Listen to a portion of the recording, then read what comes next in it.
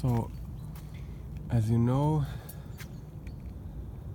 the last episode about the schrebergärten, I accidentally pressed the stop button and it stopped recording while I was continuing my speech.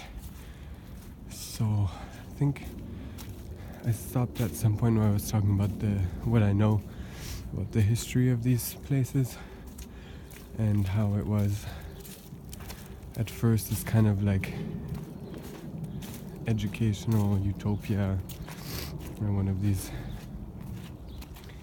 guys in the 1800s, and then that during, and it might not be in the 1800s, I should actually check that up, but and then during the war, as Germany became quite poor, these were also handed out to people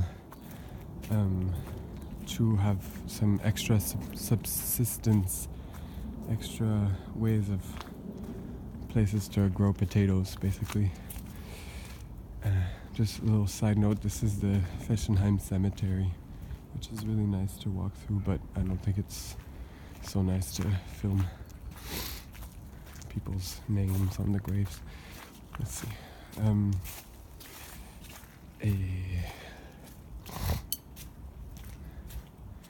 Yeah, but now, so at some point it became less of this utopia and more like dealing with poverty in a way. So still struggling with the urbanization and finding these little pockets of rural possibilities. And again, these materials that are often coming back, the Wellplatte, which is usually clear when you buy it and then it ages really nicely like this. It's all fiberglass. It's actually like really, if you touch the edges, you'll have some little pieces of glass in your hands for the next few days. Yeah, and the tarp. This particular color, I really love. Yeah, it's like bluish green.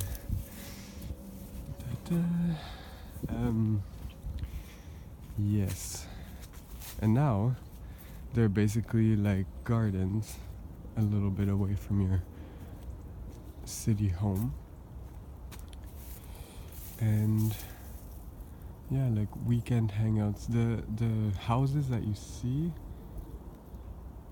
there's regulation on the height of them, which is to prevent people from living in them, basically. You're not supposed to. Of course, I'm sure certain people circumvent this. You know, if you just judge by...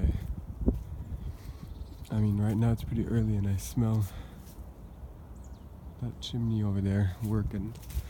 And sometimes they're like so hardcore protected that you, I don't know, just... there must be something going on in there.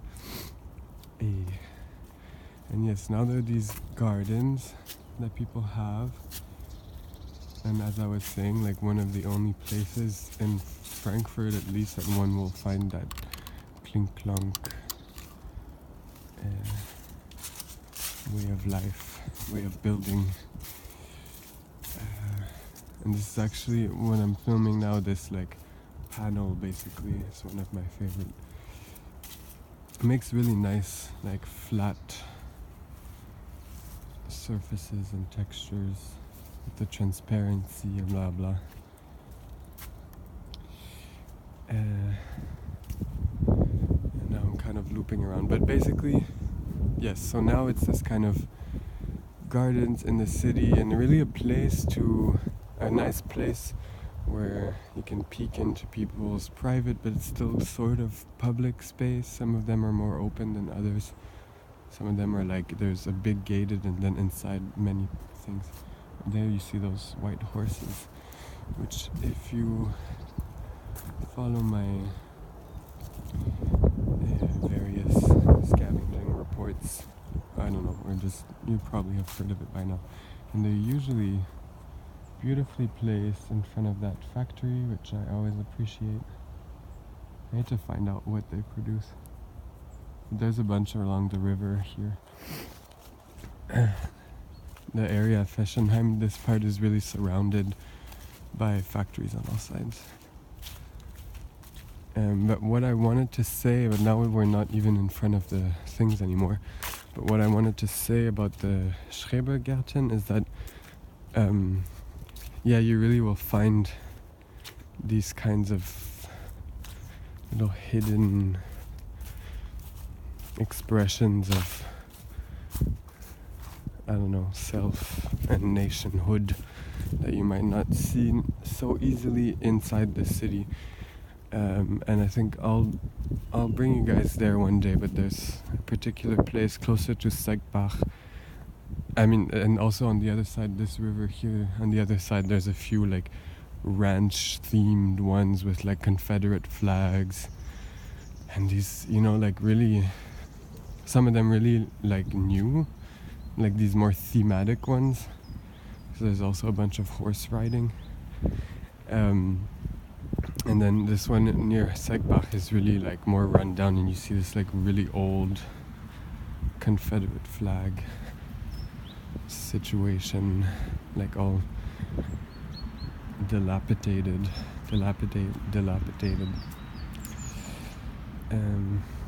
Yeah. And now I'm like looping around the cemetery, and I guess I should, when I want to talk about something, stay close to it. Now it's like not illustrated. Anyways, next time. Ciao.